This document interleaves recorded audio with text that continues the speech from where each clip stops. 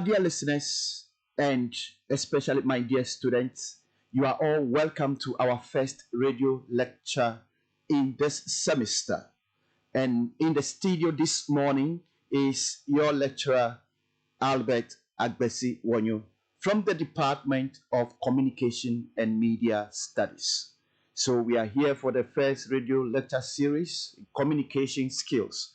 The course code is Gpdr 111 and the course title is Communication Skills. So you are welcome. Great. Now let me start with the mode of delivery of this course, Communication Skills. So we're going to have the radio lecture series every Friday, right? So 6:30 to 7:30, there will be the radio lecture. Then, in addition to that, we have the face-to-face delivery where your lecturers will be with you in the lecture hall to explain the concepts and answer your questions. Then, in addition to that, we have activities online on the V class where you're going to be doing a lot of exercises and quizzes, right? So we put materials online for you on the V class, you download. So sometimes you may even have videos to watch or audio tips to listen to, and you do series of exercises and quizzes online. Then in addition to that, you have to read the required books that will prescribe for you. Great. So these are the means by which you're going to get information on this course. Now let me proceed and look at the general aim of this course, Communication Skills. What is the course designed to achieve? What is that broad aim of the course, Communication Skills?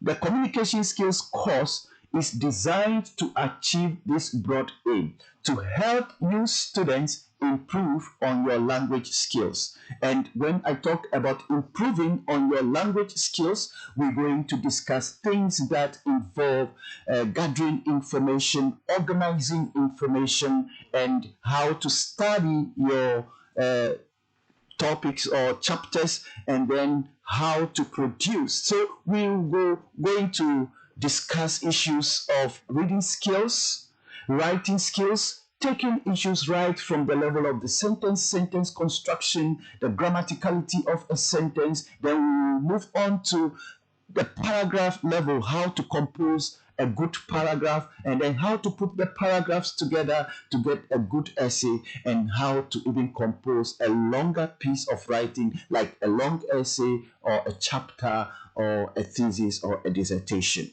So this is the broad aim of this course, to help you improve on your language skills so that you'll be able to write well, so that you'll be able to improve on your note writing or note making skills and be able to write a good academic essay. Great. Now, my dear students, let's look at today's topic. So our first lecture is on academic discourse. So we have titled it Academic Discourse 1. Great. Now, what are we going to discuss in this lecture? We're going to look at what academic discourse is. That is the focus of this lecture, to explain what is meant by academic discourse. So, to help us explain what is meant by academic discourse, we are first going to introduce you to the concept of a discourse community, which will help us to explain what academic discourse is. Then we shall proceed to look at the characteristics of academic writing. We will look at the types or examples of academic writing and how academic essays differ from non-academic essays. So that is the focus of today's lecture. Now, let us start today's lecture, Academic Discourse. So as I said, first, there is the need for us to explain what a discourse community is. So let me pose this question to begin the lecture. My dear students, what is a discourse community? That is the first thing we would like to explain. What is a discourse community? For us to explain what a discourse community is, let us break the term into two.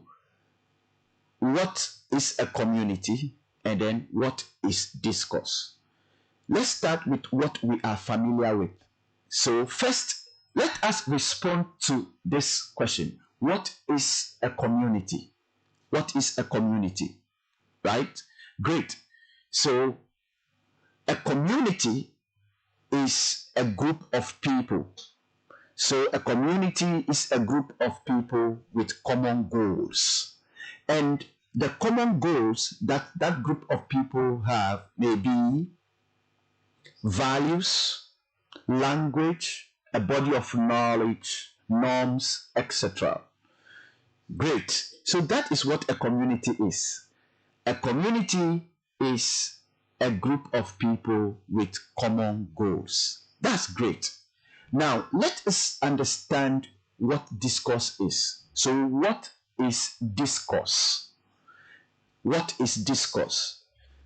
Discourse, yes, you can quickly get and find out what discourse is. Great. So, you will get to know that discourse is interaction, conversation, speech pattern. So you will get to know discourse refers to a pattern of speech that is acceptable among a group of people. So discourse comes to one thing, it is communication. Communication that takes place within a group of people. So when we talk about discourse, discourse is that communication that we can identify to some extent. So there is interaction or communication that will be going on among a group of people, and we can say that per the words being used, per the expressions, we can say this is, for example, a medical discourse. We can refer to interaction or communication that is going on as legal discourse, right? Great. So that is what discourse is. Now, let us put the two together to explain what we mean by the concept of a discourse community. Now, this concept, discourse community, was coined by a British linguist called John Swales in his 1990 writings. John Swales defined a discourse community as a group of people, right?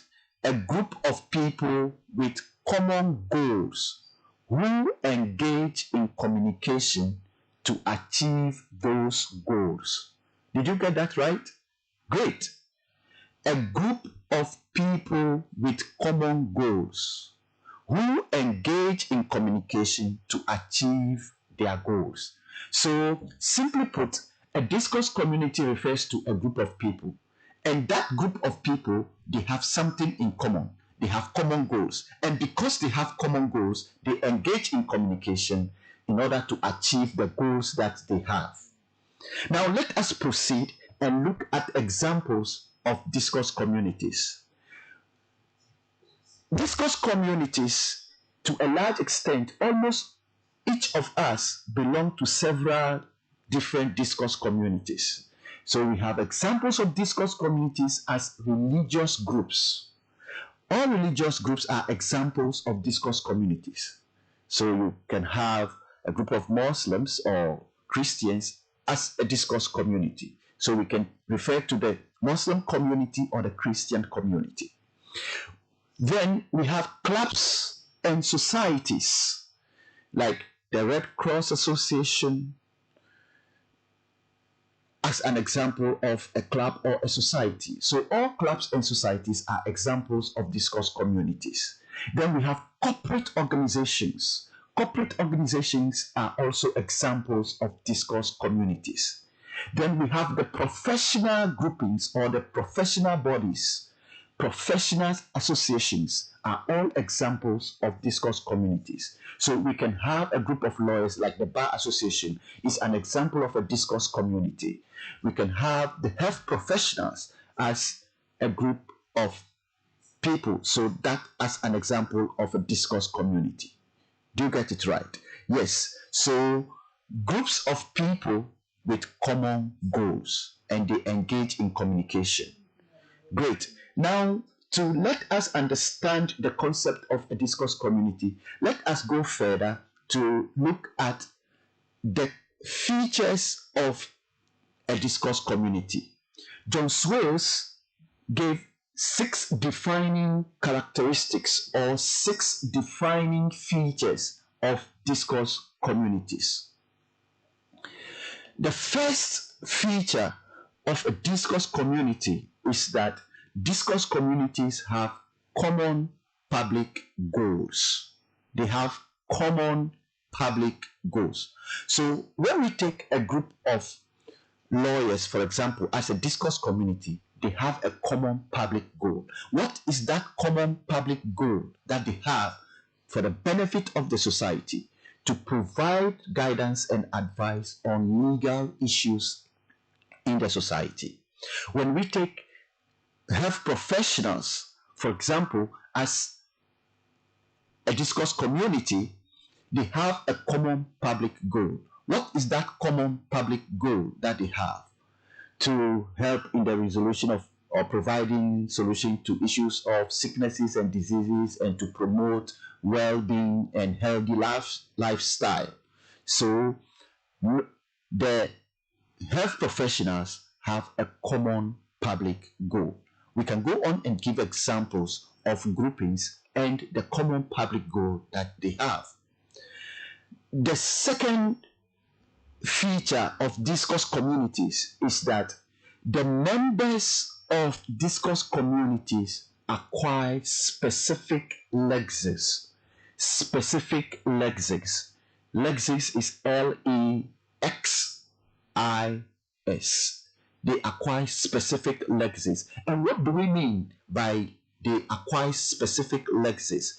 The specific lexis used by members of a discourse community simply refers to the expressions, the words that they use to communicate among their members. So if you take the group of lawyers, for example, as a discourse community, they will be using expressions that if you are not a lawyer, you are not likely to understand them fully. That is a very important feature of a discourse community. The specific lexis common to the members. So a group of lawyers will be talking about filing a writ and somebody is acquitted and discharged. I put it to you.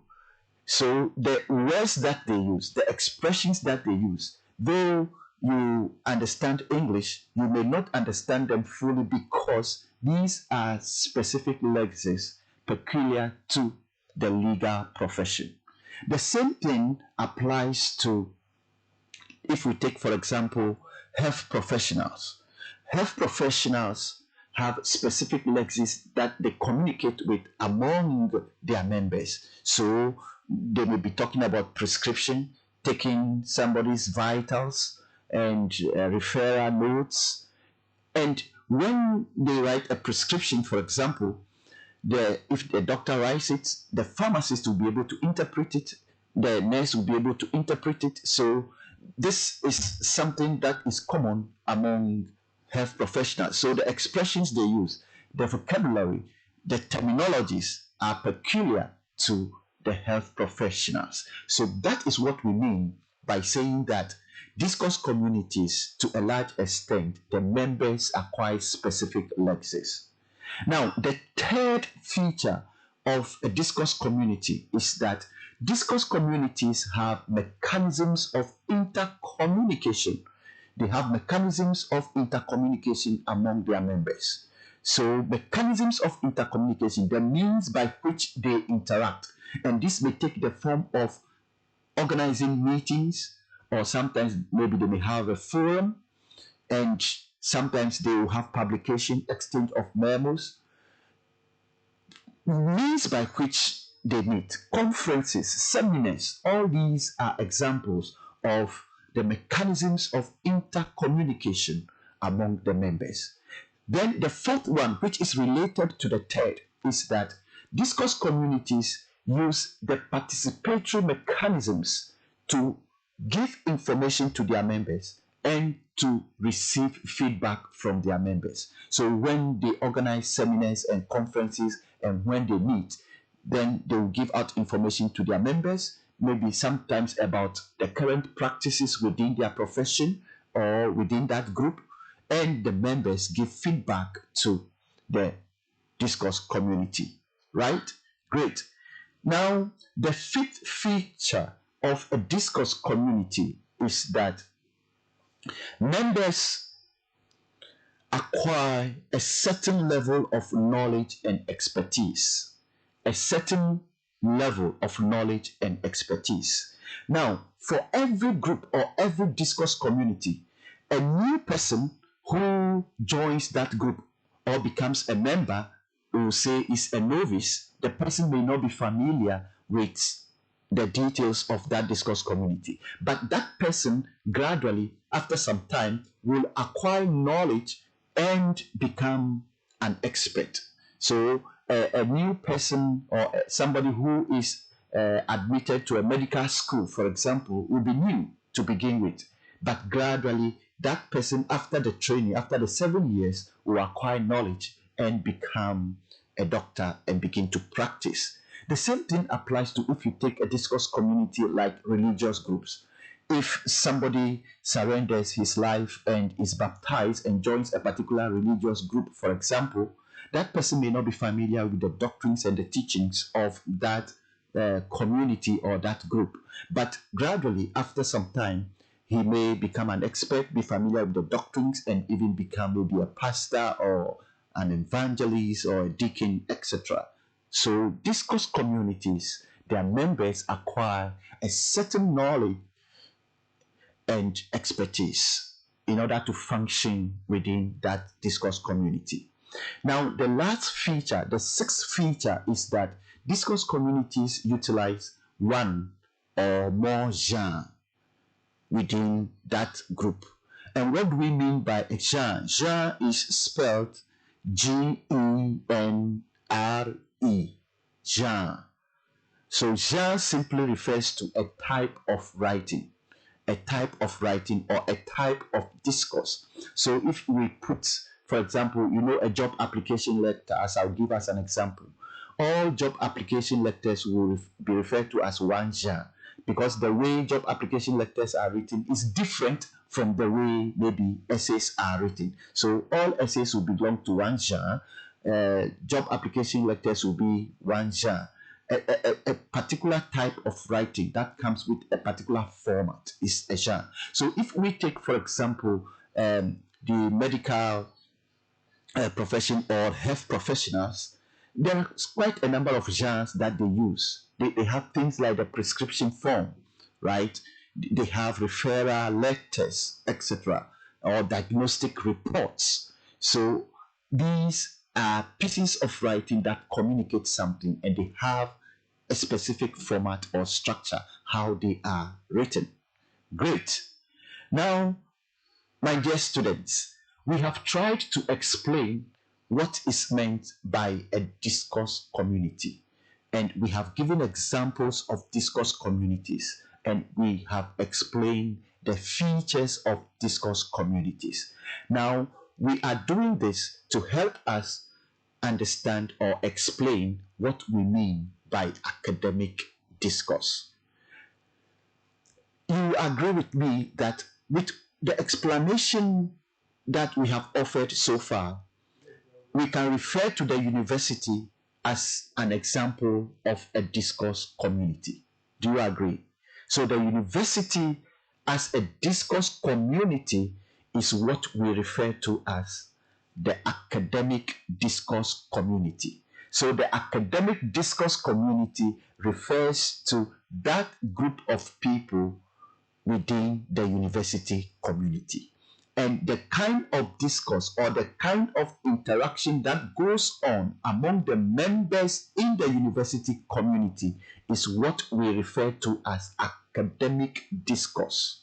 So academic discourse refers to this interaction that goes on in the lecture halls, at seminars, at conferences within the university. Great. And a very important part of academic discourse is what we call academic writing. And we are saying that the university is an example of a discourse community because it has all the features that we have just explained. The university as a discourse community, the academic discourse community, has a public goal. There is a common public goal. And what is that common public goal of the universities? The common goal is to engage in the dissemination of knowledge. And the dissemination of knowledge happens by carrying out research to generate knowledge and to disseminate that knowledge for the good of the public. So that is the common public goal. So the universities carry out research and they write the research report, and that becomes new discoveries or knowledge that they share, and that gets eventually to the community. And you agree with me that the university as a discourse community, since you have joined, you will realize that there is specific lexics that is used to communicate within the academic discourse community. So we talk about course outline, we talk about credit load, we talk about lecture halls, etc. And these expressions are used among members of the academic discourse community. And even when you take the academic discourse community, for example, we can talk about smaller discourse communities within it. Smaller discourse communities, which will be referring to the various disciplines or departments. Do you get the point? So if we take the Department of Mathematics, for example, the specific lenses that they will use in talking about the things that are of concern to them will be different from when you go to applied linguistics, and that will be different from when you go to maybe political science, and the specific lenses or the terminologies used in political science may be different from when you go to geography, for example. So these disciplines will constitute discourse communities within the bigger discourse community we call the academic discourse community. Great. Now, we have been able to explain what academic discourse is. And academic discourse is so much focused on the discussion of theories and carrying out research and the publication of research findings. And because of that, a major part of academic discourse is what we refer to as academic writing. Academic writing. So now we're going to look at what academic writing is, and we will look at the characteristics of academic writing. Great. Now, what is academic writing? Academic writing is that type of writing that is done in the university by consulting multiple sources. Several sources are consulted before an academic writing is composed. And why do we consult several sources? Academic writings usually report issues on maybe a particular theory or a survey that has been carried out, or a kind of experiment or a kind of research that has been conducted. And the researcher or those who engage in it, whether students or lecturers, they would like to report that research findings. And because it is about research, there is always the need to look at what other research that has been carried out previously. So the findings that already exist and how the new research or experiment that is being carried out is different from the previous ones, and what it is adding to the previous findings. And because of this and some other factors, academic writing is always composed by consulting multiple sources. You read widely and get to know what exists, and then you begin to get what you need to investigate or conduct research into. So one of the characteristics of academic writing is that sources are consulted and cited in academic writings. And when we talk about sources, we are referring to information sources such as books, articles, magazines. They may be available on the internet, or we can get them from the libraries. So whatever topic that you are writing about in whatever discipline or department you belong to, there are several information sources that you can get information from on a particular topic that you are treating. So these are the sources that we refer to, and we cite them in academic essays. Great. Now, let me add that in writing academic essays, the sources that are consulted and cited, they are acknowledged. Very important in academic writing. The sources that you consult, the information that you get from books, from articles, from magazines, from journals, etc., you need to acknowledge them. What do we mean by acknowledging them? Acknowledgement of the information that you use is simply to indicate where you got the information from, the source that you got it from, maybe who the author is and the year in which the book was published. Do you get it? To indicate that that information is not your idea, but a piece of idea that you've gotten from that book. And in the academia, failure to do this results in what we call plagiarism. Plagiarism. It means you have copied from a book or a source without acknowledging the source. And plagiarism is an offense in the academia. And if you commit the offense of plagiarism by copying from a source without acknowledging that source, that is punishable. You may be sanctioned. You may be withdrawn from the university. Yes, these are some of the sanctions that come with plagiarism. So in the academia, in academic discourse, there is always a concern for objectivity and acknowledgement of the sources that we use. Great. Now let's move on to another characteristic or feature of academic writing. Academic writing uses what we call formal language. The language that is used in writing academic essays or academic writings is always formal. And what do we mean by formal language? Formal language is that language that conforms to standard written English. And you have to avoid the use of contracted forms. You know contracted forms? Can't. So you will not write can't, you write it in full, cannot. That is in full and not that's, or it is and not it's, apostrophe s, right? Great. So contracted forms are not used in academic writing.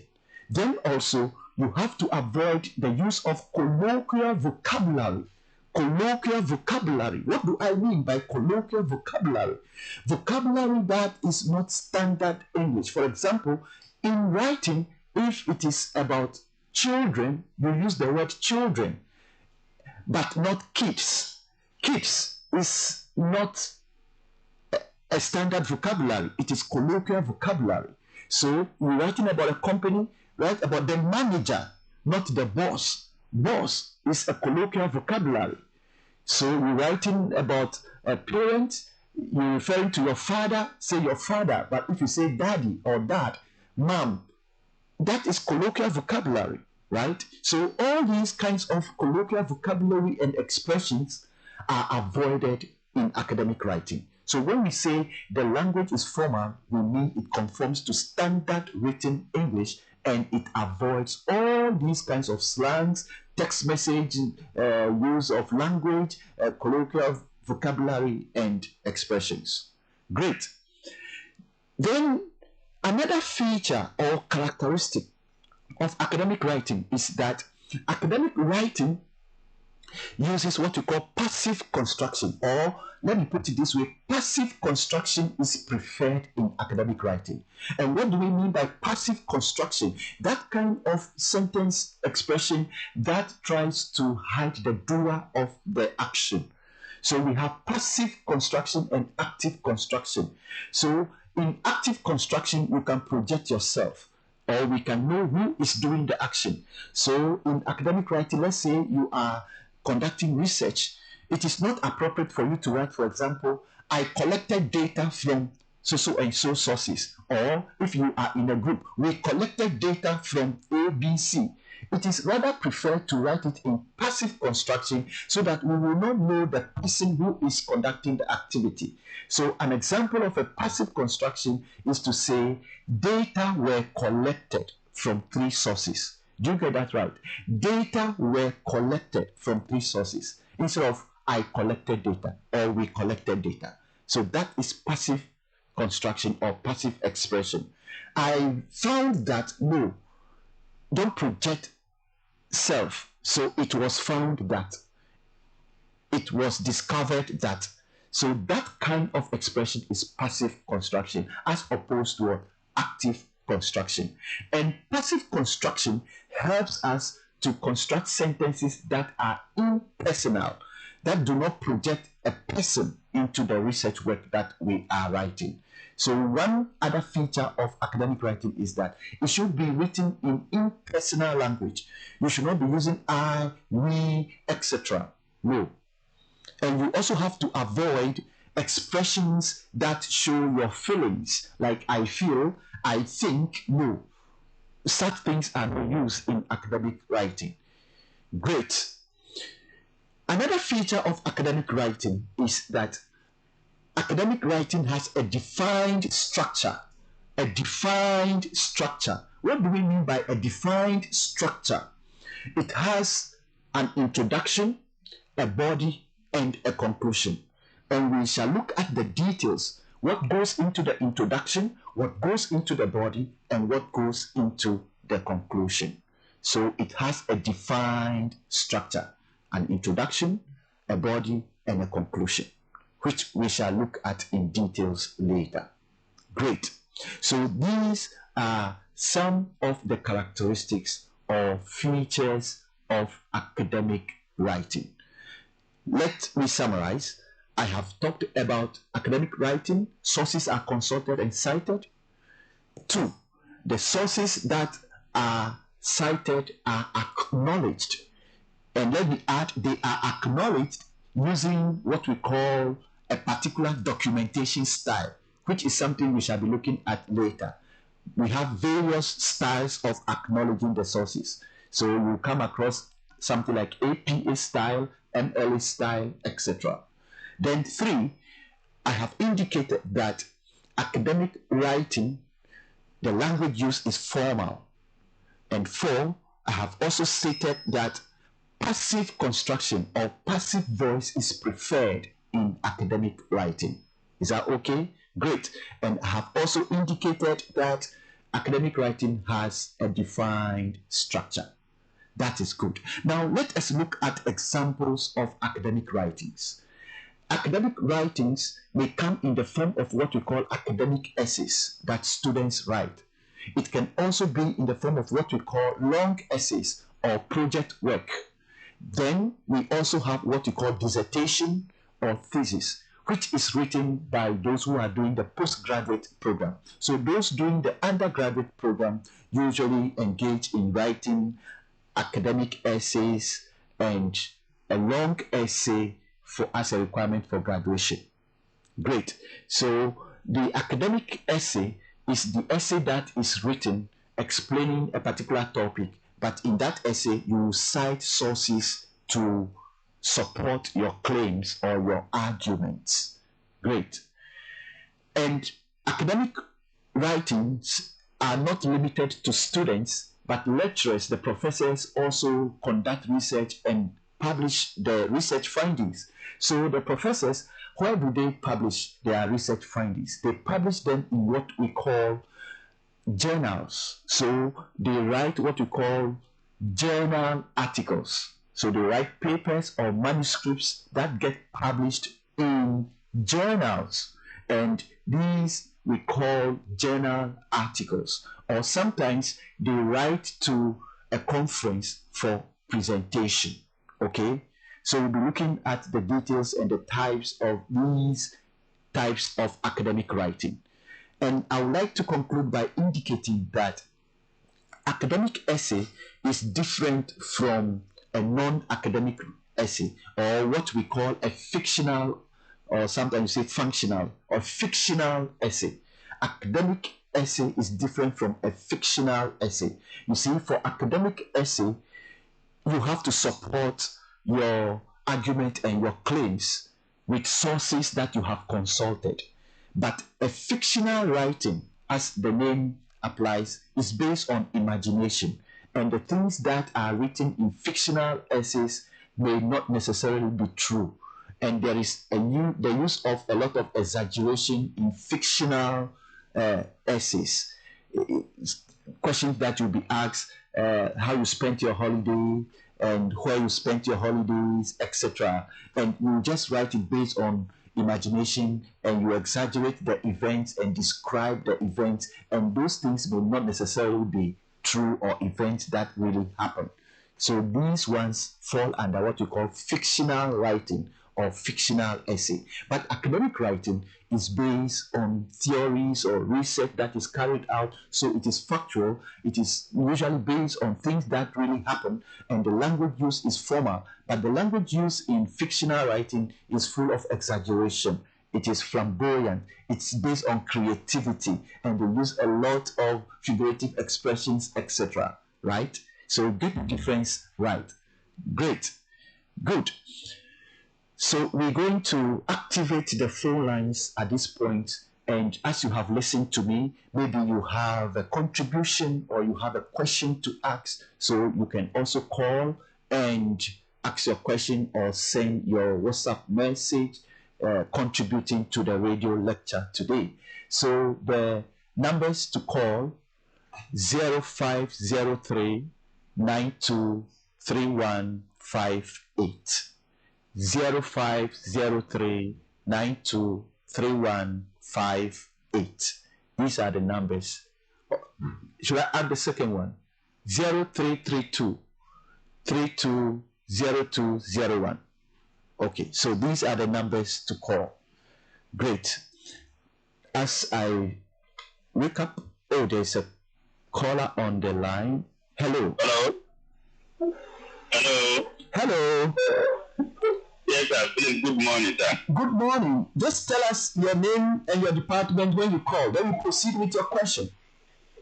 Please, I'm called Abdul Mumin Zubero, Department of Social Studies Education. Okay. Yeah. Please, sir, I want to know if you happen to find a discourse community which has one of the features, does it mean that it's not qualified to be a discourse community? Your question again? If you have a discourse community, yes, which happens to have one feature of the one feature, and does it mean that it does not qualify to be a discourse community for having one feature of John Swill? If you can give us an example, then we'll be very specific. But generally speaking, usually when we have a group, the group is likely to have those features. To a large extent, it will have a common goal, it will have specific lenses, and the members will have certain level of knowledge. So these features usually cut across groups of people that we can refer to as discourse communities. But if you can give us a specific example, then we can interrogate it and see whether it will qualify to be a discourse community or not. There's another caller. Hello. Hello. Good morning. My name is Sam Eric, calling from UUW Accounts Department. Okay. I want a clarification on this. Can a study group in the university can be classified as a discourse community with regards to or based on the features of a discourse community? Okay, thank you. A discussion group. So a discussion group, for example, is just one of the activities that will be going on within a particular discourse community. But the discussion group itself cannot be a discourse community per se. But the students are discussing something because they have something in common. And what they have in common may belong to a particular discipline or department within the university. That discipline or department within the university will constitute a discourse community. So within the discourse community, we can have several smaller groups and discussions within it. Do you get it? Yeah, but not the discussion group, which is very temporal, not permanent per se. You may form a discussion group within this semester, and that will be the end after the exam. But your discussion group will fall within a particular smaller discourse community within the university discourse community. Hello? Yeah, hello, good morning, sir. Good morning, sir. How are you, sir? I'm fine, thank you. Okay, my name is LatinAutor Designer, so far. Okay. So please can you throw more light on the characteristics of academic writing, which is the use of construction? Okay, the characteristics of academic writing. Yes, sir. Yes, I indicated that sources are consulted and cited in academic writing. 2, the sources that are cited in academic writing, they are acknowledged using a particular documentation style. I also indicated that academic writing, the language used is formal. And I also said passive construction or passive voice is used or preferred in academic writing to make the writing impersonal or to avoid projecting person into the writing. Then also I said academic writing has a defined structure. Do you want a particular one to be explained? I didn't get him clearly, but these are some of the characteristics of academic writing. Hello? Yeah, hello. You're welcome. Your name and department, and go ahead. My name is Yusuf. It's a geography department. Great. Yusuf, go ahead. Please, can you help me to get the last feature of the discourse community? The last feature of a discourse community. Yeah, please. All right. The last feature I mentioned is that discourse communities use one or more genres. One or more genres. And I spelled genre as G-E-N-R-E. Discourse communities use one or more genres. They use a particular type of writing to communicate among the members, referred to as genre. That's the last I mentioned. Okay, another caller. Hello. Hello. My name is Thomas Aristo from Geography Department. Please, I want to ask, can you give me an example of the preferred passive voice preferred? An example of the passive voice preferred. An example of what? The passive voice preferred. Oh, I do. Okay. Passive voice in writing, especially when you are reporting on a finding in academic writing or writing about your methodology, how you conducted a study. And I stated that, for example, you write data were collected from 3 sources. Instead of writing, I collected data from 3 sources. So active is to say I collected data, which projects a self or a person. But a passive voice is to indicate data were collected. 20 people were interviewed, or not I interviewed 20 people. So passive is 20 people were interviewed. I'm just giving examples. So the pattern of writing that is preferred in academic writing is the passive voice, especially when it comes to the methodology and reporting findings. We have instances where we can use active voice as well. We'll look at all these details in the face-to-face lecture. Another caller. Hello. Hello. Good morning. Good morning, sir. Please, my name is Wenderman from Social Studies Level 100. Okay. Okay, please, yesterday when we went for lecture, the lecturer said that when you are writing under the characteristics of an academic essay, yes, you should use the APA style. Yes. But I think I've done a little research on the APT aspect. So I don't know which one is preferable. Is it the APT or the aspect? Which one must be used when it comes to academic essay? Okay, don't worry about so much about the stars. We'll look at this in details. But in writing academic essays, a particular documentation style is used. And there are several documentation styles. One of them is the APA style. That is the American Psychological Association style. Apart from the APA style, we have several others like the Chicago Manual, we have the Harvard style, we have the MLA or the Modern Languages Association style. About 10 or more documentation styles. But every university or every publishing house usually adopt one documentation style, and the one that our university has adopted is the APA style. So the one that we are going to focus on is the APA style. Thank you. Another caller. Hello. Hello, good morning, sir. Good morning. Yeah, I'm calling from the graphic design department. I'm True Edmond. All right. Go ahead. Yeah, I wanted to ask in your characteristics of the academic writing. Yes. You came across, you were like, you should have a defined structure, like introduction, body and conclusion, like you go that with that. So I wanted to find out whether you go through it now or in a later discussion. Maybe in a later discussion. So one of the features or the characteristic is that it has a defined structure, introduction, body, and conclusion. But briefly, the introduction would have what we call the background, the objectives of the study, the purpose, research questions, etc. Then we have the body, which will have literature review, methodology, findings, discussion of findings.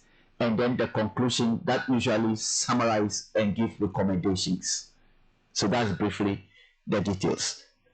Next call. Hello. Yeah, hello. Hello, sir.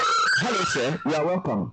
Please lower the volume or move away from your set so that we not get feedback.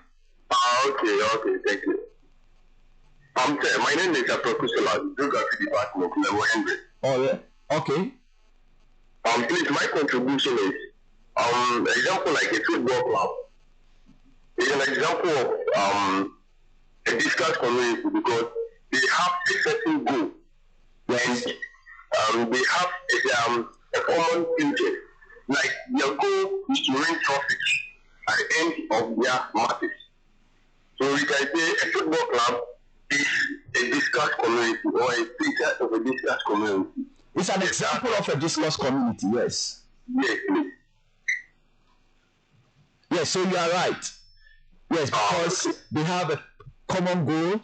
They have specific lexis. We have football terminologies. We have the referee, is it the linesman, corner kick, penalty kick, etc. This is football discourse, right? Yes. Okay. Now, please, hello. Hello. Good morning. Good morning, sir. Please, I'm in the Department of Political Science. All right. About the academic writing. Yes. The characteristics about the acknowledgement. Yes. You said it may lead to plagiarism if not the acknowledgement is not well said, right? Exactly. So in this case, can it be in a form of reference or not? Oh, acknowledgement of a source is what we refer to as referencing. Yes, so you provide the source where you got it from, and that is a citation. So documentation or referencing. Once you have cited the information that, let's say, there is a source you have read that indicates that child labor is on the increase in Ghana. That is not your finding or your idea. So you let us know where you are getting that information from. So maybe you cite the author's name and the year of publication. Then you have acknowledged the source. And that is what we call in-text referencing or in-text citation. And when you cite it in your essay, you have to provide it at the end of your essay under what we call the references, right? Which are things that we shall look at in details under the topic documentation. So there is more to come. Hello? Hello. Please, my name is Kwasim Gideon from the Department for Science Education. All right, you're welcome. Okay, please, I want to just throw more light on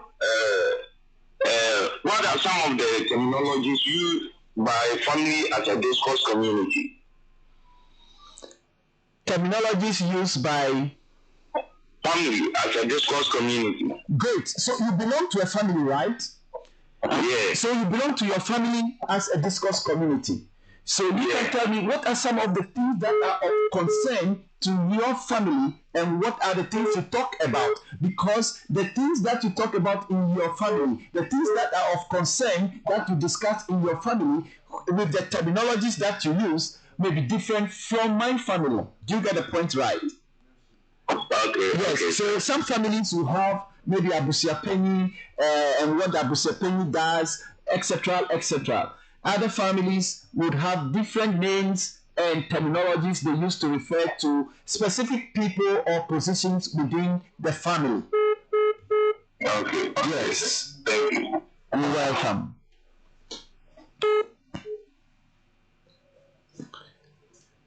Great. Okay, the numbers 0503 923158. 0503 923158. So these are the numbers to call. And the topic today, okay, a caller on the line. Hello. Hello, sir. Good morning. Good morning. My name is Nana Education, Department of Music Education. All right. Please, about the discourse community, under the features, you made mention of the utilized one or more than. Please, I want you to throw more light on that. Okay. Discourse communities use one or more genre. One or more genre. Great. A genre simply refers to a type of writing. So let's take the academic discourse community, which is our concern. Within the academic discourse community, what are the genres that are used? We have academic essays, we have long essays, we have seminar presentations, we have what we call an abstract that is used to communicate research findings. We have journal articles that are published in journals. So all these are types of writing that are used within the academic discourse community. So these are the genres used in academic discourse. And if you take the medical profession, for example, health professionals also have genres that they use to communicate among the members. So they may have what we call diagnostic report that they write, referral notes that they write, they may have prescription forms that they write, etc., etc. So those within the medical profession or health professionals also use a number of writings or types of genre to communicate among themselves. If you take journalists or journalistic group, the media as a discourse community, there are several things that they use to communicate. They have the writing of editorial, they have news report, they have news commentary, they have review articles, etc., etc. So types of writing that are utilized within a particular discourse community are what we are referring to as the genres that they use. Is that okay? Great. Okay, another caller. Hello. Hello, sir. Please, good morning. Good morning, sir. Please, I'm called Jonathan Abudo from the Department of Social Studies. All right. Please, I want to ask a question concerning the features of an academic essay. Okay. Please concerning the references and then the citing. Sometimes lecturers may say we should cite or reference things that are current, not the past one. So without, how can we do that? Oh, no, nobody would ever tell you to reference things that are current and not the past ones. But the thing is that if you are writing an academic essay or a paper on an issue, let's say child abuse, and your references are 72 before you were born, 1960. The issue of child abuse and how it happened in 1960 and 1972 before I was even born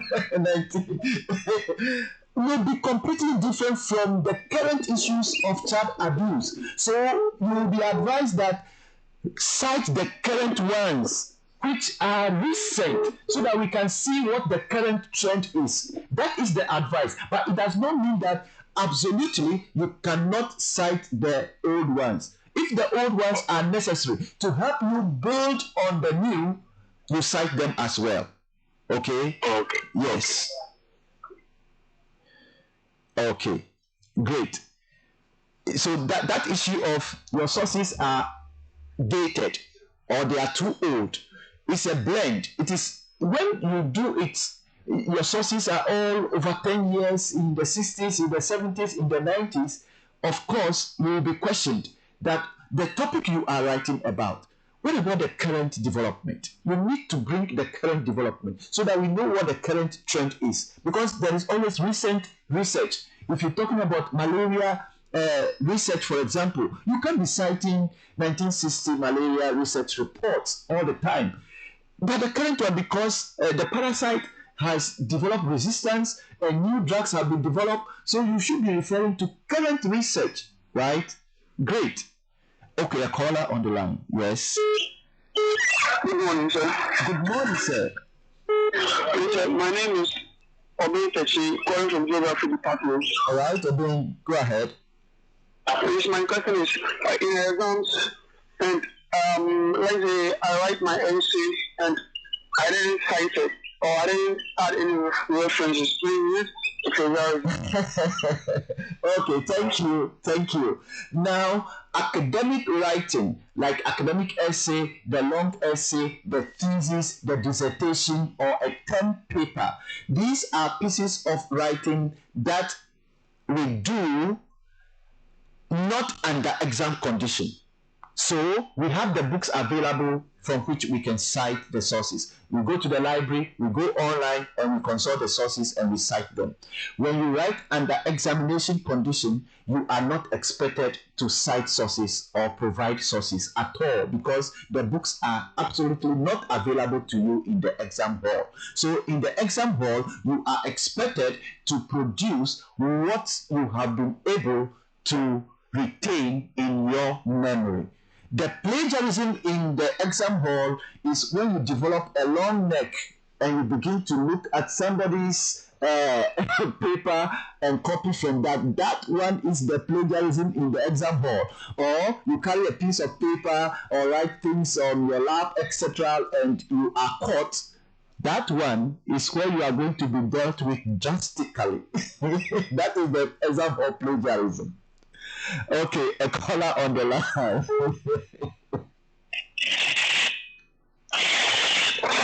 Hello. good morning, sir. Good morning. Please, my name is Abdulrazak, Geography Department. Okay, Abdul, go ahead. Please, can you differentiate between the specific levels and the use of one or more genres? Okay, all right.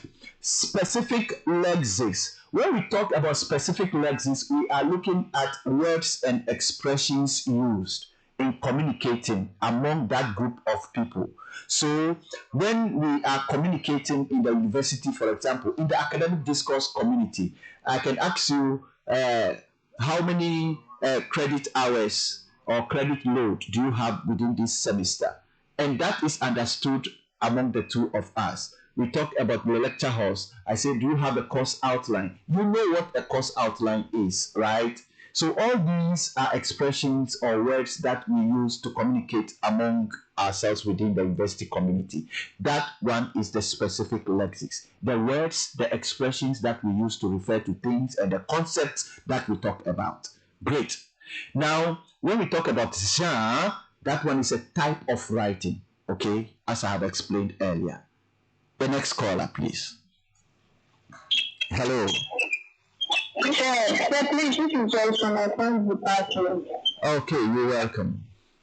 So please, I want to know whether group studies is a discourse community. Group study is an activity that takes place within the university discourse community or the academic discourse community. What they'll be doing will be academic discourse. So it is just an activity within the academic discourse community. Home econs, you are doing the course double. You did it last semester. Economics. Economics department. Okay, all right, that's fine. Economics. Great. 0503 923158. 0503 923158. The number to call. Great. So, hello. Please go ahead. You are welcome. Yes, we can hear you. Okay. Please, I want to ask whether with the discourse community, do you have to get maybe a specific number of people or the group before it can be classified as a discourse community, or any number can be classified as a discourse community? Oh, the numbers can vary. The numbers can vary greatly.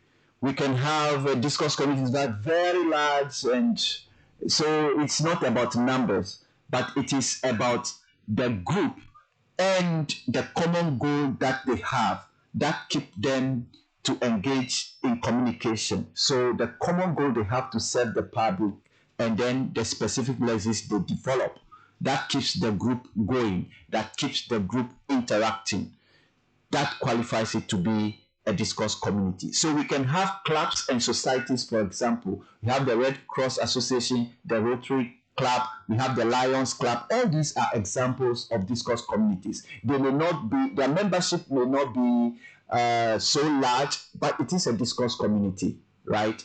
As opposed to academic discourse community. The academic discourse community is a very big one. Look at all the universities. If you take the legal profession, for example, it's also quite big. If you take medical professionals or health professionals as a discourse community. So it is not about the numbers. They should not have a specific number, not necessarily. Okay, great.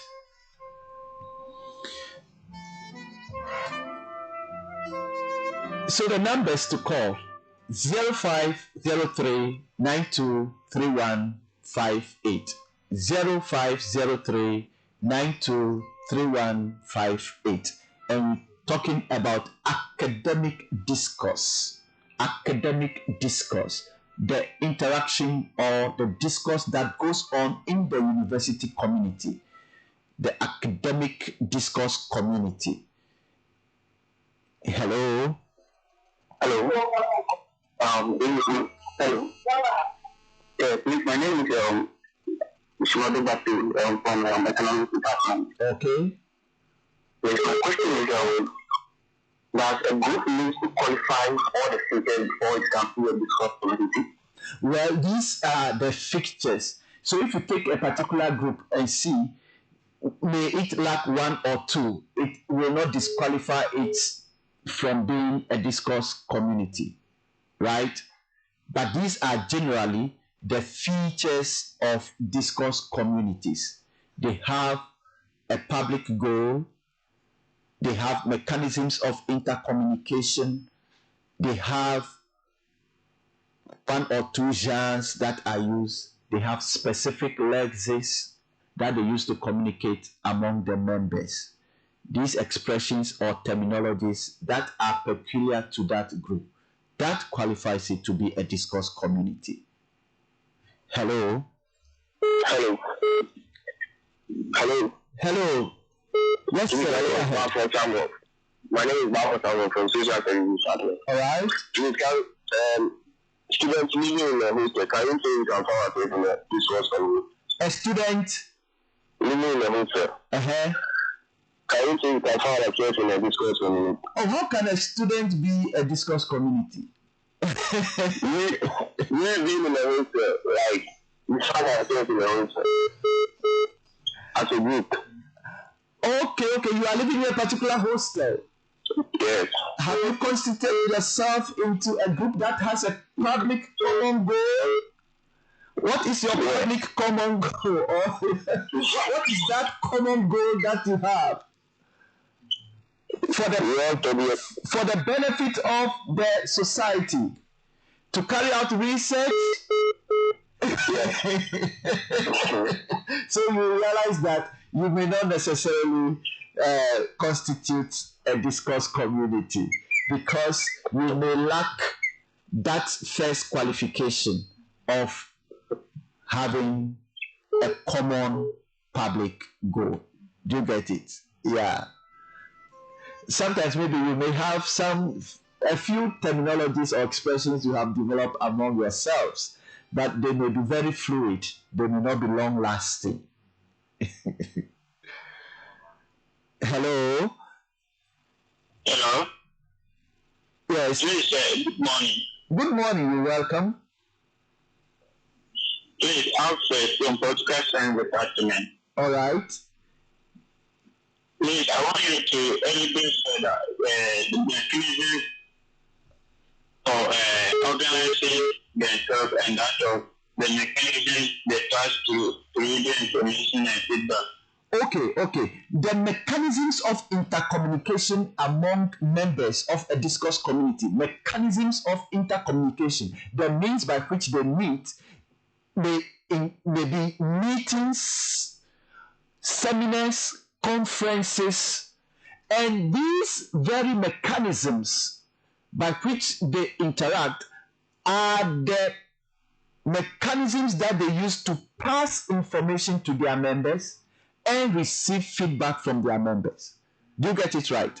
So they have mechanisms of intercommunication, which is participatory, and they utilize that participatory mechanism to give information to their members and to receive information from their members. Great. Okay, hello? Hello? You said, coming about from rapid translate. Okay. You said earlier on that you facing some punishment when you don't add reference to your work. You talk about if you have an idea about what it means you only to go in for the source or can add your own meaning. Well, I don't get your question, but when you are given a topic to write about and you are writing about that topic, you may not write everything. You don't know everything. You are going to read and get information. Once you read and you get the information from a particular book, indicate the source in your writing. If you fail to indicate the source and you just copy the definition as if the definition is yours, that is plagiarism. So you should indicate, for example, if it is entry, whose book you are getting the definition from, indicate it. Entry 2014 defines this term as so and so. Don't just copy entry's definition as if you are the one offering that definition. That one is plagiarism. Right? Great. Thank you. Yeah.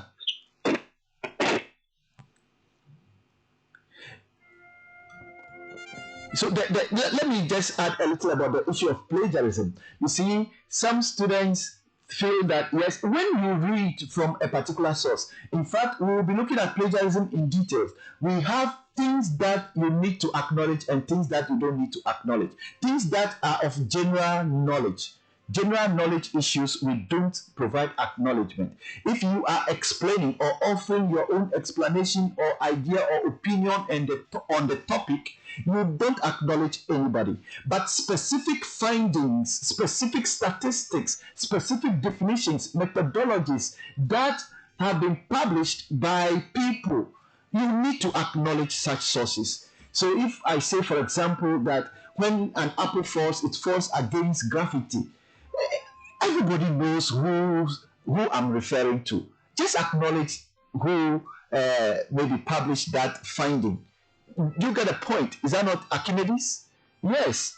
So certain things that you say or indicate, if you don't acknowledge them, everybody who reads your work will know that, but this is not your idea.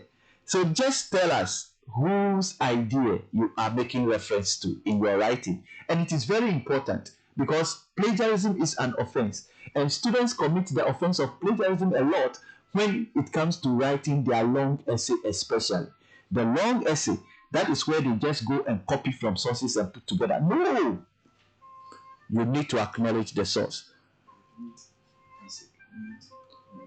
Isaac Newton. Okay, yes, that is the finding about the gravity. So you need to acknowledge Isaac Newton in that when you make reference to that idea. Great. Okay, now let's come to the WhatsApp messages. Oh, great. You see, I need a lawyer. It's not good to grow old. Good morning, sir. My name is Nana Ekia Adepa from the Political Science Department. Sir, please, can we say that educational technology help boost the individual's self-esteem since he or she can explore his or her full potential through the use of internet? Sir, please, is it necessary for every discourse community to have all features mentioned? Okay.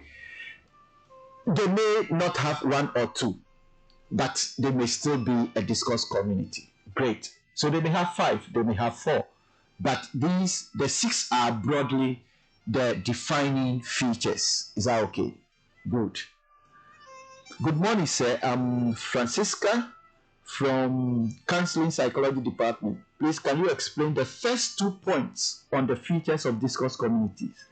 Okay, the first 2 points. So which are the first 2 points? That discourse communities have common public goals. That's the first one I mentioned. They have common public goal. If you take the university or the academic discourse community, they have a common public goal to carry out research, to generate knowledge, and to disseminate knowledge. If you take a legal profession, for example, as a discourse community, they issue legal advice to the community. If you take health professionals, healthy lifestyle, issues of diseases, so discourse communities to a large extent have a common public goal. That is understood. And they acquire specific lexis. That is the expressions with which they communicate among the members. So that is explained. I am okay, Barik Amadou from Geography Department. My question is, how do you distinguish discourse community from other groups? Okay, how do you distinguish one discourse community from another discourse community? Yes, all the characteristics are distinguishing features. The common goal of one discourse community is different from another discourse community. So the goals they have will be different. The expressions or the specific lexis that they use will be different. The lexis that we use in the academic discourse community, when we're talking about course outline, registration, etc., is different from the legal discourse. So every discourse community has its lexis that they use that differentiate them. Great. Okay, another WhatsApp message. Good morning, please. Edu Apia Edwin from Graphic Design Department. Please, what is the importance of academic writing? Importance of academic writing. The importance of academic writing. In the university, academic writing is the means by which knowledge that is generated through research is communicated among the members of that particular discipline. So in graphic design, if you carry out research in graphic design through academic writing, you'll be able to communicate or share that finding with members within that discipline. So when you write and you get it published in a journal, people within the practice of discourse, graphic design, we also get to read it. So it is a major means of sharing information in the academia among various disciplines. So graphic design as a discipline, communication and sharing information goes on in the journals that you read, in the conferences that you attend, in the seminars that are organized. Great. Now, do we still have some WhatsApp messages? Okay. My name is Zurubabel Selby, Economics. Please, my question is, without the publication of academic writing, does it guarantee it not to be an academic writing? Okay, it is not every academic writing that is published. So, what in the first place, what do you mean by publish? Publish can be used in a relative term and in a general term. Now, when we get something into the form of a book with what we call an SBN number or SSN number, we refer to it that it has been published, right? That is the official publication. It becomes a book. You have ownership. You have the number on it that you are the author. Then it is published. So when academic writings are published, we say they are published in what we call journals. They are published. Now, for the academic writing that is written by students, for example, your long essay, your project work, once the university accepts or receives it, it means it has been published. Those ones are not officially published. They are submitted to the university. The university receives or accepts them, and then you graduate, right? So not all academic writings are published. Academic writings produced by students are usually not published. For example, the 10 papers and academic essays are used as practice. For practice, you will be writing several academic essays. You will be given assignment, write on this topic, and you write, you consult sources, and you cite sources. The lecturer will collect the essay and mark it. You are practicing, right? So academic essays are usually not published. They are submitted to the lecturer who gave you the assignment or the topic to write about. Okay, great. So it doesn't make it not to be academic. Yes, it is still an academic writing. I don't get one feature of a discourse community. They use the participatory mechanism. Okay, who is that? Mensa from political science. Okay. They use participatory mechanism. Yes, they use participatory mechanism to give information to their members and to receive feedback from their members. That is one of the features of discourse communities. Even in the academia, in the academic discourse community, our lecture halls, we use it as a participatory mechanism where information is given to the students and the students give feedback to the lecturers. So our lecture halls are one of the participatory mechanisms that are used in the academic discourse community. And apart from that, we have those who go to the lab, those who have seminars, especially graduate students. Seminars are organized every week in the graduate schools, and they do their presentations, and they receive feedback from the lecturers and from their colleagues to help them improve on their work. That is participatory mechanism that is being used, right? Great. Another message. Okay, this one is quite long. Okay, this one. Please, what is the difference between a community and a society? Emmanuel Asa, can we consider a study group as a discourse community? Okay, I have responded to this. Okay, I think that's all. So the difference between a community, he said what? A community and a society. Okay. Well, a community and a society and a nation and a state, these are concepts that are usually explained or defined in political science and geography. So I'll leave that for political science and geography to focus on what is a nation, what is a state, what is a community, what is a society, etc. There are concepts within sociology, social studies, political science, and geography. Our focus here is about the groupings of people based on the common goals they have and the language that they use, the expressions that they use. That is what we are referring to as what? Discourse communities. The focus is on what? Discourse. The discourse they use, the expressions that they use in their practice or in carrying out their activities. Is that okay? So get that right. Then in political science, you will learn about society, nation, state, etc. Thank you. Okay, another message here. What's the name? Green. Okay, that's the name I see. About plagiarism, I want to know if you can add your name to the acknowledgement list. if some part of the research was acquired from your own understanding. Okay. Now, now, what you have written is what you own as the author.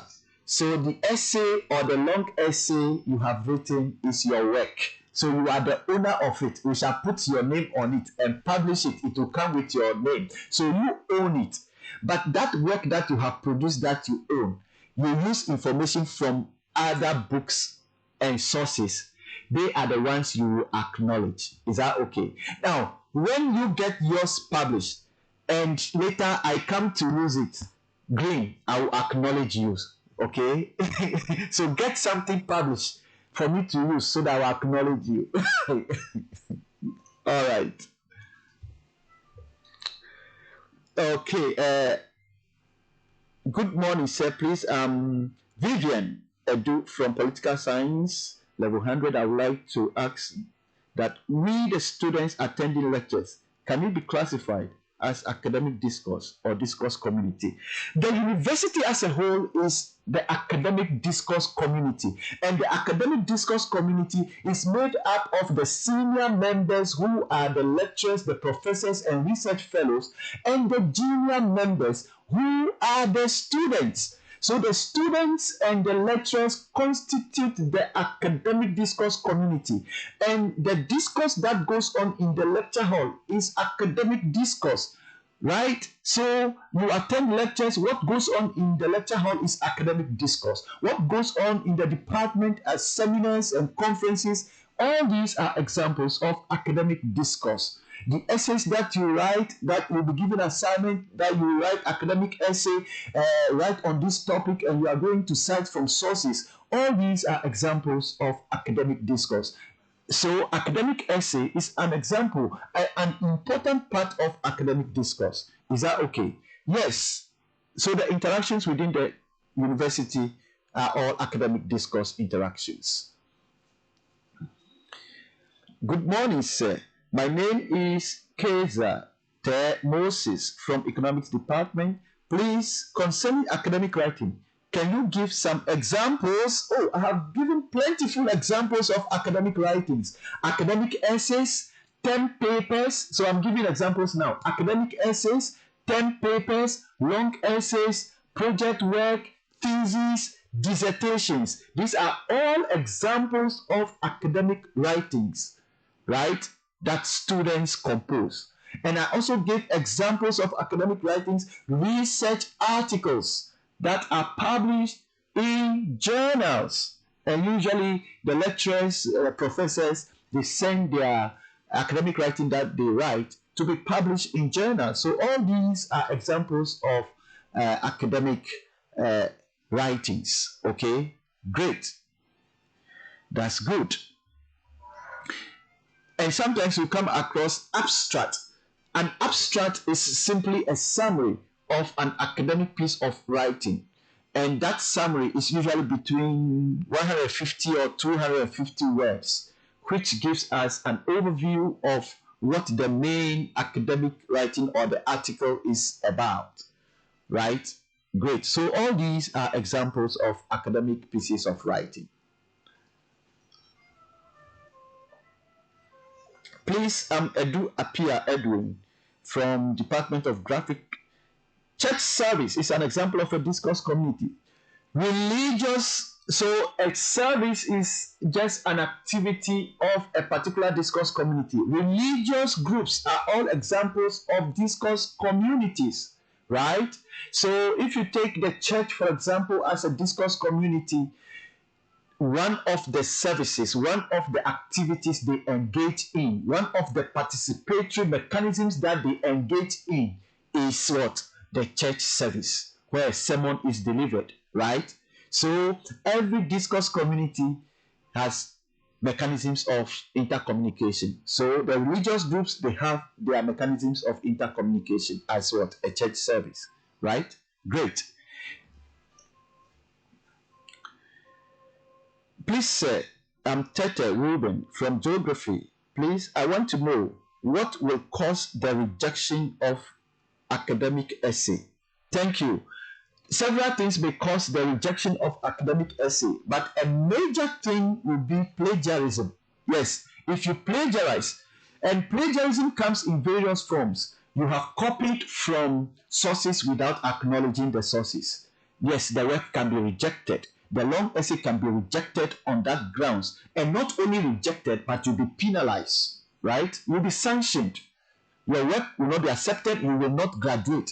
And sometimes to the extreme, you may even be dismissed. Whether you are, and bear in mind, plagiarism is not only about students, but lecturers as well. So in the academia, it is not only about you students, but a lecturer who engages in plagiarism is also sanctioned as well. And theirs is even more grievous than yours because they are sometimes dismissed from the university. So yes, that is a ground on which an academic paper can be rejected if you plagiarize, among other reasons. All right. Okay. So we're going to, okay, 5 minutes for us to go, right? Okay. So dear listeners, we have 5 more minutes for us to end today's lecture. And let me just go over what we have discussed today briefly before we call it a day, right? So today, ladies and gentlemen, and my dear students, we have been discussing this topic, academic discourse. And we first started with the explanation of what a discourse community is. We look at the examples of discourse communities, then the characteristics or the features of discourse communities, right?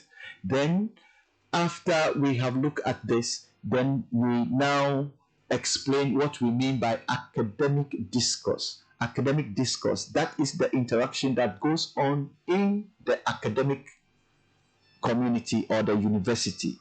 So academic discourse refers to all the interactions that go on, that happens in the lecture halls, in the seminar rooms, in the labs, at conferences, and various interactions. And an important part of academic discourse is academic writing, and we have explained the characteristics of academic writing.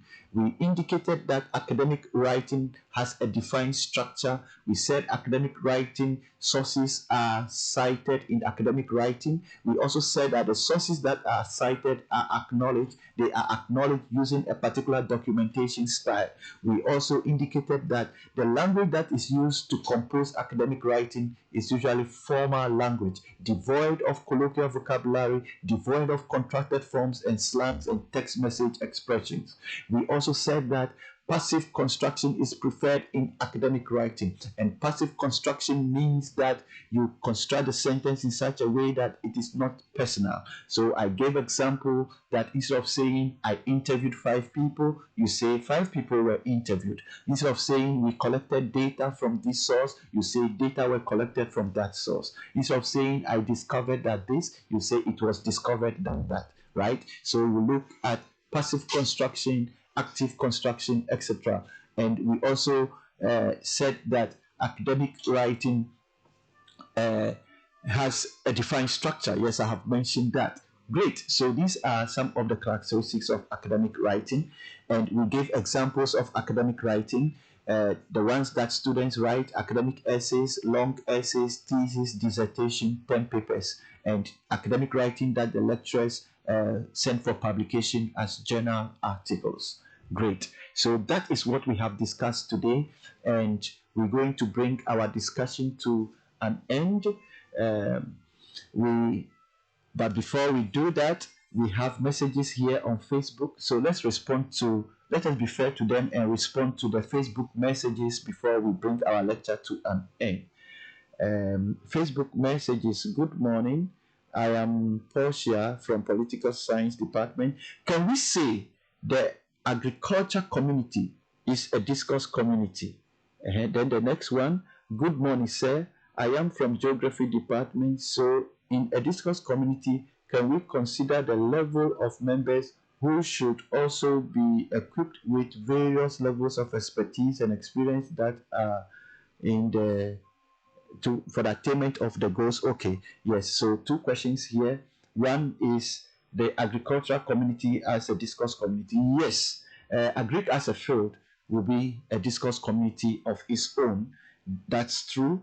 Then the next question is about discourse community.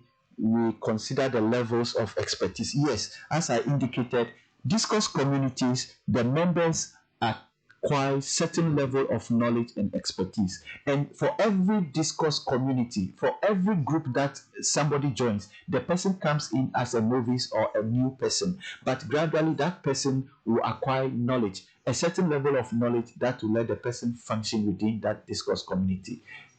I gave examples like a new person, and even, for example, level 100 students, as you have come now, if you are asked to conduct research and write the report, that is going to be difficult for you because you don't know what the methodology is. So you are going to be taught all these things from level 100 to level 200 as we have started now, and then by the time you get to level 300, level 400, you know how to conduct research. So you'll be able to write a research report or a long essay. So by the time you get to that level, you have acquired some level of knowledge and expertise that will let you function as an academic, right?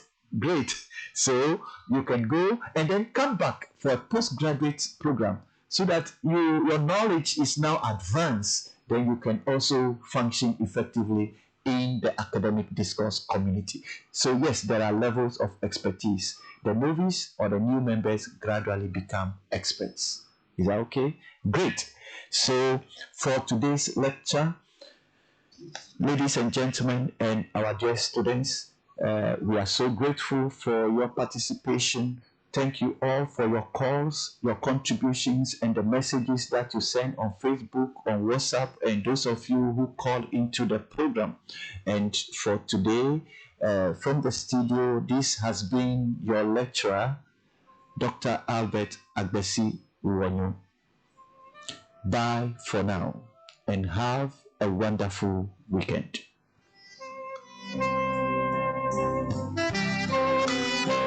Okay, so what a wow moment right here. On radio, Kankati, that's Dr. Albert Agbesi Uwanyo. Classical testament to the great work done by our prestigious University of Education, WINNEBA. So to you, Dr. Albert Agbesi Uwanyo, standing ovation from the entire team right here, ready to you. And for sure, our discerning listeners who have done the hearing as well. Super presentation from a great academician, Dr. Albert Agbesi Uwanyo. When I say the justice to the very topic, academic discourse 1, for all of our 100 students, as far as University of Education WINNEBA happen to be concerned, insofar as they study the course Gpdr 111 Communication Skills for the second semester 2020-2021 academic year. Don't forget, a week like this will be the turn of Miss Yvonne Dojo as she does justice to academic discourse 2. So a lot more so to come your way right here, 90.0 FM. Don't forget, we need to negotiate just a short 10. When we are back, we'll prepare you for the abridged version of our news review in preparation to taking you all the way to the Jeffers Animal Manson Conference Center for the big showdowns this day. Like I told you, don't forget, it is the 21st Congregation second session, counting down right here, 98.3 FM. Even as we do a lot more, don't flick your dial, stick and stay.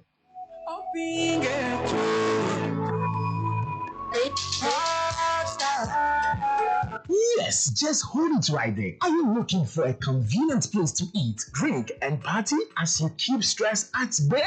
Worry no more, as Heritage Rest Stop makes your wishes come true. At Heritage Rest Stop, yours is to order, ours is to deliver the best. Is it kids menu, sandwiches, burgers, assorted drinks, fresh juices, desserts, rice dishes, salads, grills, among others, local and continental dishes? Yes, have you heard about the Pizza Bonita bonanza. Yes, I mean the pizza bonanza happening every Wednesday from 4 p.m. to 6 p.m. Just buy 2 large size of pizza and we will dash you small size pizza for free. Yes, I mean for free. Not only on Wednesdays, but on Saturdays between 2 p.m. to 4 p.m. Yes, buy 2 large size pizza and we will dash you 1 small size pizza for free.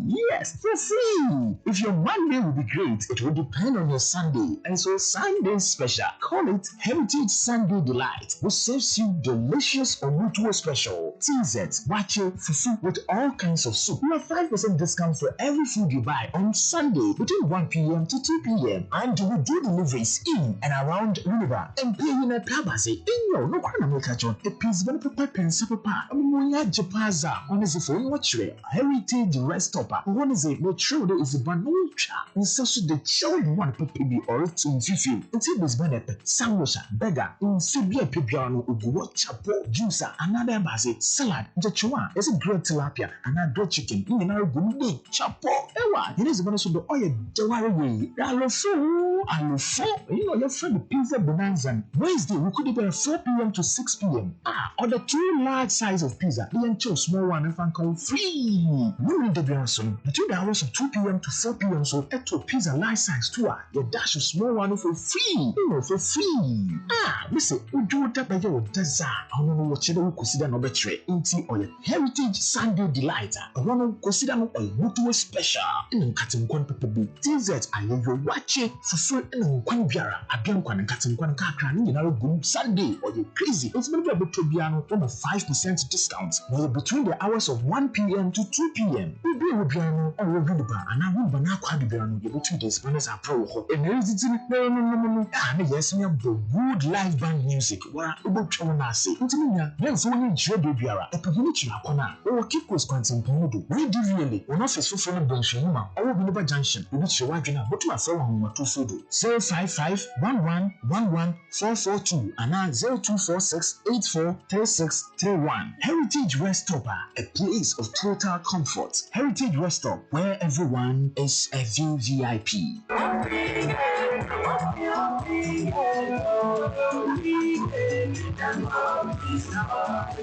Coronavirus, COVID-19. The Directorate of Health Services, University Education, WINNEBA UW, has the following COVID-19 precautionary measures to be followed by all students. Before the lecture, temperature check at the gates or block entrance. Sanitize your hands before entry into the lecture hall. Keep your face mask securely on. Sit a distance from the next student. Pick up teaching and learning materials from one point and avoid persons sharing these items in class. Utilize all online materials available to the class. During the lecture, avoid sharing or touching items of others. Sanitize your hands before and after using toilet facilities. Avoid shaking hands or hugging other students. Keep your face mask on throughout the lecture. Only briefly remove masks to eat or drink as needed and wear masks. After the lecture, avoid stampede situations. Avoid standing close together in groups while shouting. Use the break period between lectures to sanitize your hands and immediate environment as needed. Report any unusual symptoms you may be experiencing to a nearby health facility. All COVID-19 protocols should be observed in group discussions. Keep a healthy lifestyle at all times. This announcement is by the Directorate of Health Services, UEW.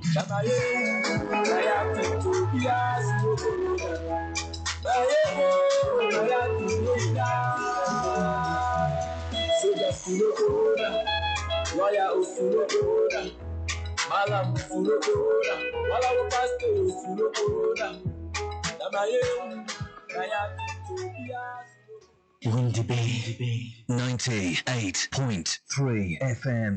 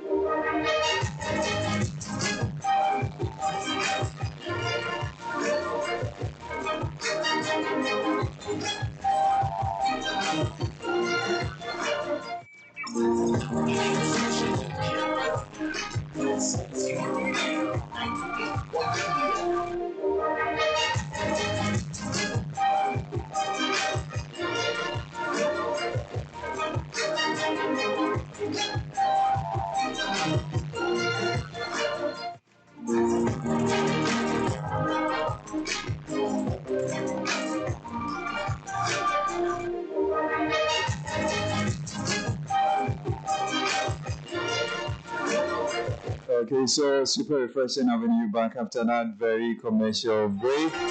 Taking us exactly to under 30 minutes and counting as we eventually cross you over to join our team led by Piaku Jones, aka Kimbetuka, at the North Campus. Remember, that is to do for this day's grand program. It's about a 21st second session virtual congregation as far as the virtual education of WINNEBA is concerned. So to do with a lot of degrees, diplomas, and certificates to regular distance and sandwich students. Remember, program built for 9 a.m. and the ceremony will be by virtual mode. Like we told you earlier on, it will be broadcast live here on 98.3 FM and stream live on the following Facebook pages: Radio WINNEBA 98.3 FM and artificial.uew. You can also listen live on www.uew.edu.gh. All COVID-19 safety protocols will be strictly observed. Don't forget, catch us up. That's Radio WINNEBA on Facebook, Radio WINNEBA 98.3 FM, Twitter at WINNEBA 93 FM, Instagram, WINNEBA 98.3 FM, YouTube, Radio WINNEBA 98.3 FM. That's WhatsApp and text 05039233158. And the grandeur experience of all has got to do with the all-embracing homepage of UEW. That's uw.edu.gh, preceded by www as expected. So let's get interactive right here at 98.3 FM. Joined by my news editor, it's about Samuel McCarthy, for us to give you the big version of news review and then cross you over to the Jeffrey Zanama Mensa Conference Center for the program in no time. Like we told you, let's get us in the know. Just get us in the know as to where you're doing the listening from. Let me see you on our WhatsApp platform right here as you come to 0503923158. And then I can join the moment on our respective social media platforms, whether Facebook, whether Twitter, whether Instagram, whether YouTube, or you happen to be on the homepage of UEW. Let's get us in tune with everything. And like I told you, all to do that experience right about now here, 98.3 FM.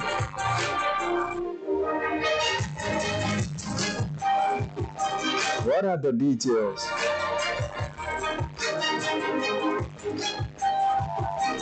And quickly getting straight to my mind, Whitney here at the studios, 98.3 FM. Extra, extra, read all about it. I'm talking front page story all over the world. It shook up men, women, boys, and girls. The headlines there. If you want to be rich, then you better make sure that you got your shit. Oh, come on. Headache. Hot off the bus. Everybody here, we're gonna do our best to make you holler and make you scream. I heard it on the news, it's an incredible scene. I just got the word. I come and listen to everybody I heard to make you party, make you sweat.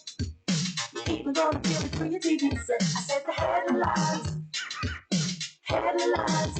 Have you heard it? Headlines, headlines. Hit it.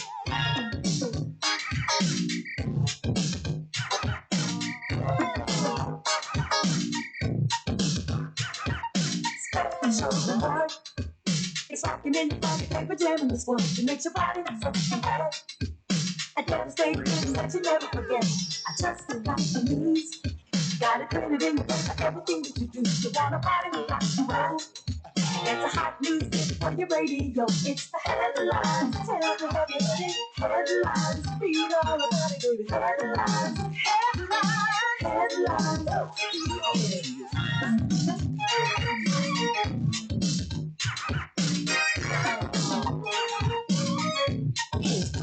Oh, extra, extra, read all about it.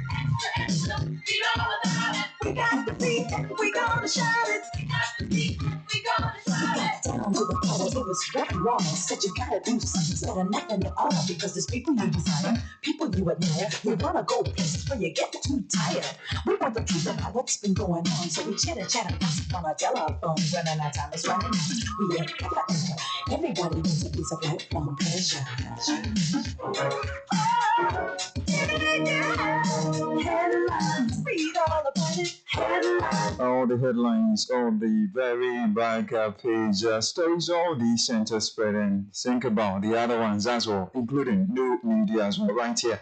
98.3 FM. So, like I told you, it's about Samuel McCarthy, our news editor, helping us to get a lot more from those as platforms. And without much ado, let me say, thank God it's Friday. Good morning to you, my brother. How you doing? David, good morning. Otherwise, grace, you are kicking. Amen. Amen. Amen. I hope you are doing well. By God's grace, all because of the grace from above. And like it's always said, the weekend is just around the corner, and we can't complete Friday without getting into that is the very weekend experience. And then ahead as well, we would still want to remind our discerning listeners of the upcoming program built for the Jeffers Animal Mensa Conference Center. That's the 25th second session virtual congregation. Member, our team already set there, and with signals clear from the grounds, we'll be crossing you over to join them and bring to you the live coverage here on 98.3 FM. So even as we wait for the signal, Samuel, let me get to you, and you will privilege us to what the newspapers are saying and then elsewhere. Well, let's go to the front pages, as you rightly said. Today's edition, today being Friday, I know we're in a good mood because it's a relaxing Friday. Just can imagine. We all know what that means. So let me take you to the daily graphic, the big one on the front page of the paper. Sanitizing small-scale mining. Place 1 year ban. Then Ochinhini advocates. So that is coming from the Ochinhini. Then caregiver, okay, yeah, kills baby. That's very, very pathetic. Over what? Yes, we'll give you the details later on. Ghana supports India with 150 oxygen concentrators. These are the stories on the front page of the daily graphic. Now, the daily guide, they did two regards Art Center allegation, and then another long date for Namwan trial. And up here, Nelson. Yes, I tell you. And 5 rubber cops caged. It's interesting. I understand these cops extracted about 38,000 Ghana cedis from a driver also. AG refilling witness statement in ex-meat box case. The Information Ministry outdoors amplified for young entrepreneurs. Amplified for young entrepreneurs. The Daily Statesman, government employs social media tools to promote business. Then 55 million Ghana cedis, that is $55 million Law Village project begins. Then cool protest struggle with bail conditions. The Ghana's cocoa unmatched China can't outstrip us. That is Ghana's cocoa unmatched China can't outstrip us. Does it mean we still have the asset, the advantage for the number of years we've been into the very cultivation of the golden pot, like I said? Yes, that is what the big men at the cocoa board are saying. We'll look at the reasons for saying so. The custodian newspaper, Information Ministry unveils new social marketing project, and the $55 million law school village to admit more students. This is coming from the President Akufo-Addo. And ESLA cares for senior citizens, supports artisans, and speed up African trade.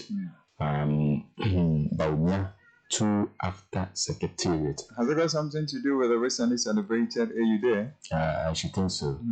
I should think so. Then the KGF Foundation supports charity groups. When we come to the business and financial times, why banks find it difficult to give loans. FBN Bank CEO explains. Then staying neutral and after not possible Israel to businesses touts aggregation to give local SMEs the urge and stress the need for quality to access markets. That's a long one. And only 10% of oil and gas businesses are insured locally. Mentor on course to shake off 8 shackles by fourth quarter. And the Republic, NBC boys fight Akufo-Addo over excavator burning as party shies away from Galamsey mess. That is it. So then call of strike, CAF lab scientist told the man shoots himself after failed attempt to kill girlfriend after suspecting her of cheating. Can you imagine? This is nonsense, sheer nonsense. I don't know why people do that. If you think or know that your lady is cheating on you, and just give yourself the phrase yet and move away from her. I mean, there's no need killing her because this is your girlfriend, as we call it. You've not married her, you don't have any commitment or obligation to her, so why must you take her life? That's barbaric. The Meridian. Okay. KGL the most to. Have you been worried before by somebody? Not really. Your heart has been grounded. Not really. So it brings to mind on the lighter side. On the lighter side, when we fall in love or we walk in love. I recall a couple of years gone past, a colleague was sort of sharing that experience with us here, and I'm like, whoa, okay, we'll see. When we get there, as we always would say, we'll cross the bridge. But like you're saying, I think I have not experienced anything of such. How's it like, Samuel? It's not the best of story to narrate this morning. Really? Yes. So those who do not have that heart, the patience, the big heart to, contain those things, tend to go overboard. It's not advisable though. It's not advisable. Now, the women are even not 50 plus 1 as it used to be. We are 50 plus 9. We are more than we are. So you can get a lot of people out there who will understand you. So the Meridian KGL the news to Kokoko Charity, which is to support charity initiative in Ghana. When the Britain African Travels and Trade, VIP urges after to implement open skies policies and wage and Bango dispute, don't appoint any indigene as NCE, concerned citizens one. Why should that be the path? Maybe because tensions between the two factions, I should think so. Brewing in. Yeah, so until those things are completely resolved, I don't think it would be appropriate to appoint an indigene as they seem to suggest. Okay. Water shortage hit Shama. Residents lament impact on their lives. And I think we are able to cope with lighter than water shortage. That is serious because water is life. Water is life. Water is life. Water is life. Could it be something linked to the Galamsey operation? So there is more to it than hardly do we hear of, say, an area of our country to have such an experience, right? Yes. Shama. Maybe if it's not the case of operation works by the Ghana Water Company Limited, then it will be something close to what you are just saying. Maybe out of the activities of our miscreants who are into illegal mining. There have been some strong words from the Ochehene. This morning I chanced upon an audio. I'm like, wow, if all of our traditional rulers, whether males, females, would begin speaking this way, or would add a lot more, I said, catalyst to what government is already doing. We are told the very operation being conducted by the Ministry of Defense in collaboration with the very forward of, that is, do I say, is it John, right? Aboriginal. Very well. His ministry, science, we Ministry of Natural Resources, lands and natural. We're getting into the fourth phase, so it means we are leaving no stone unturned, right? Exactly. I feel that so far so good. They've really done well. And just as the Ochan has said, I think we need more compelling voices to add to what is happening. The fight against illegal mining is a serious one. So it needs all hands on deck to be able to achieve the success we want. It's not easy. I mean, day in, day out, the hear new things. I don't know when these guys are going to give up. It's like they're planning or they're determined and not to relent on their efforts. But we shall overcome. We shall overcome.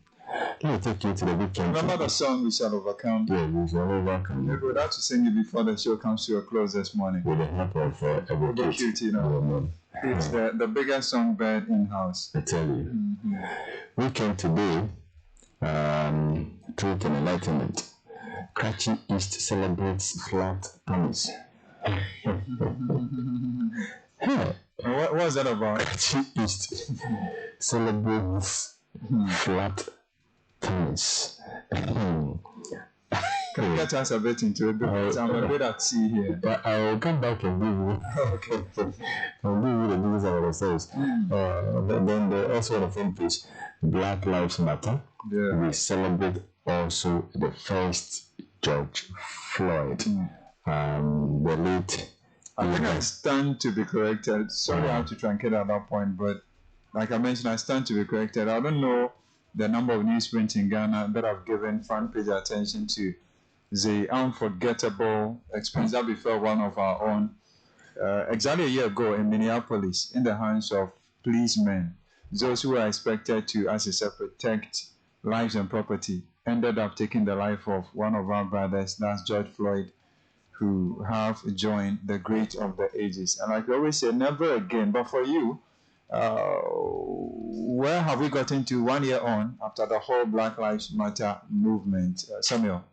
Well, like rightly said, I hardly see here in Ghana this story on our front pages, but I think when we go on social media, so many people have added their voices. They have condemned the act. And the other time I was watching CNN, I saw the black community in America and also trying to still discourage that racism this kind of racial injustice against our dark colored skin people. So I think yes, it's not totally stopped, but with the George Floyd experience, people are beginning to be more sensitive to such issues. And I know that when we are passing, we see a black man in a path corner. You certainly not just pass by, but you draw closer and see what is happening, see if you can help. We will never forget the Floyd experience. It's bad. At times you look at how somebody just died painfully for no wrong time. It baffles one's mind. You don't understand. But I'm sure that we shall continue to make noise about that racial injustice. You'll be nipped in the bud. Nipped in the bud. Our people are not. They are not correct. Our friends, they are not correct at all. I guess some of them, right? Okay, let's say some of them. Some of them. Yes, we have built their countries for them, and yet they see us as I don't know the word to use. Second fiddle. The second fiddle is better. But no human beings. It's not proper. The way to go. As India struggles to fight the second wave of their pandemic, we've seen African countries, especially Ghana, going to assist them. It means that everybody needs somebody. For sure. You understand? Right? That is why interdependence is the way to go. So once we all have the same blood, the same birth, we are all one. Nobody is inferior or superior to the other.